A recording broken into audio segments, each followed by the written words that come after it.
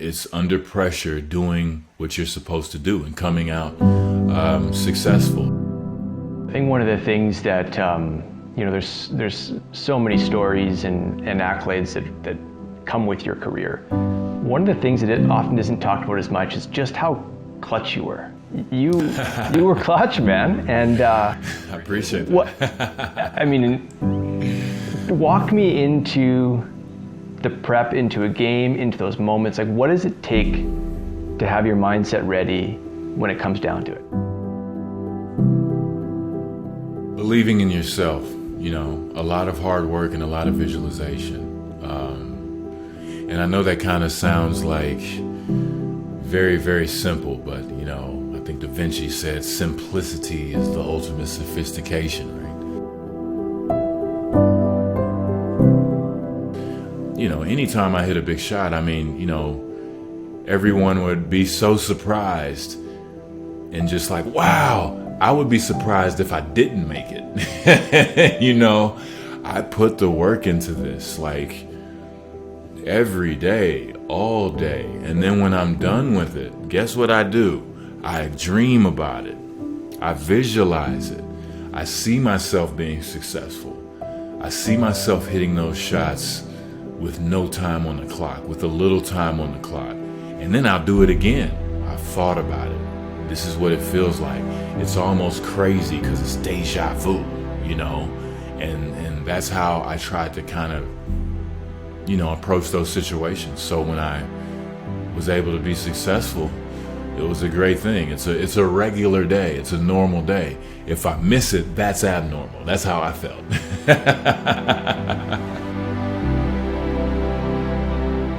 That idea of greatness, congratulations, 2021 Hall of Fame. I think that's the capstone to, I've been great in this sport.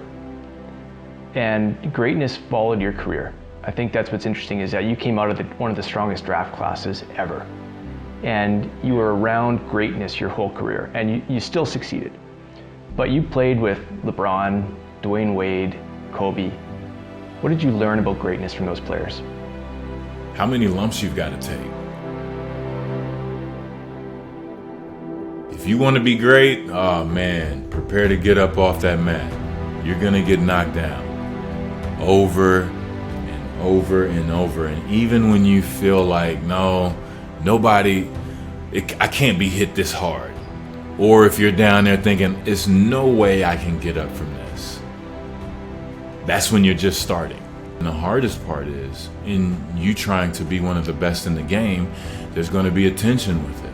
Right? You're put on a pedestal and you fall even harder, when you do. So I really had to learn how much you have to prepare. You have to live it. You have to want it so bad. It is what it is. You're going to take your lumps, but if you keep going, if you don't quit, you're going to get better. And you're going to get better and you're going to get better. Because you're going to not only see why you're coming up short and get smarter and incorporate these things in your training to get better. Anytime it got really incredibly hard, I would think about all the people quitting right now and how they're going to feel in a few years, hopefully if we're alive, that they're just going to say, man, what if I hadn't have given up?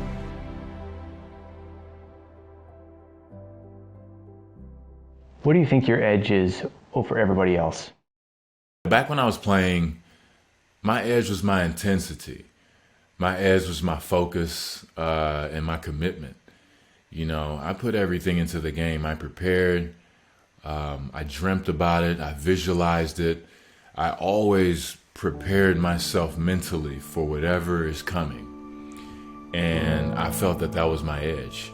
Just kind of like I was alluding to earlier, I read books. I felt that was an edge as well.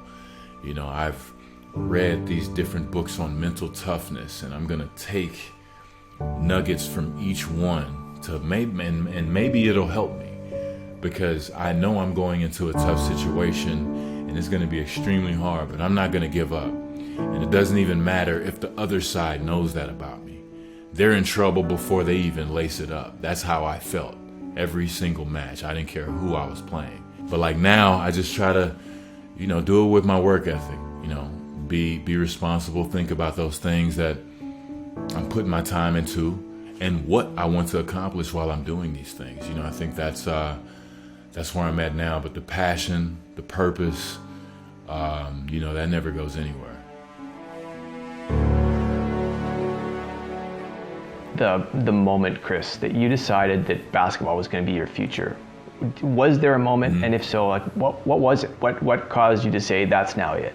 The NBA was my goal from the jump, every day, all day. But I just didn't do it with words. I went and I went to go seek the information. If I heard Michael Jordan got 1,000 shots up, well, if he's doing it, I want to be like that one day. I need to get 1,000 shots up. I looked for any morsel of information that would help me in my journey. And so, I wanted to make sure that I worked as hard as they did. Without that work ethic, greatness cannot be achieved. So you've got to really love what you're doing. You have to just go at it wholeheartedly. You've got to put everything into it. You've got to obsess over it. That was pretty much what I did. And at 17, I started hitting those markers of saying, wow, my heroes did this same exact thing. I'm right here where they were as well. I've got a shot. And that was the day where it was really, really serious. and if you want to be the best at something, you're going to find a way to push through those challenges and make sure you do what you need to do to be successful. You're at that level, 2 NBA championships, and then it's cut short.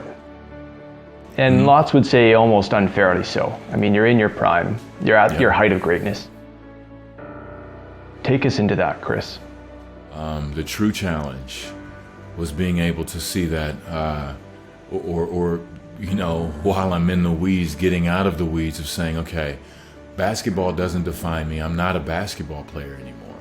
I once was, but that's not all to me. I then saw that I was appreciative at the end of the day. I still had my life. My thing was, hey, if I'm going to have 13 years at this thing, I thought I was going to have 18 or 19. But if I'm going to have 13, boy, I don't think I left a stone unturned. There's nothing else that I could have done. I put my all into it. I dedicated myself to it. And man, that's a hell of a piece. And I can look back and be proud of that. Chris Bosh, you're the man. Thank you, man. I appreciate it. And hey, guys, you can do it. You can do it. I don't care what anybody says. I'm telling you, you can do it. So take that.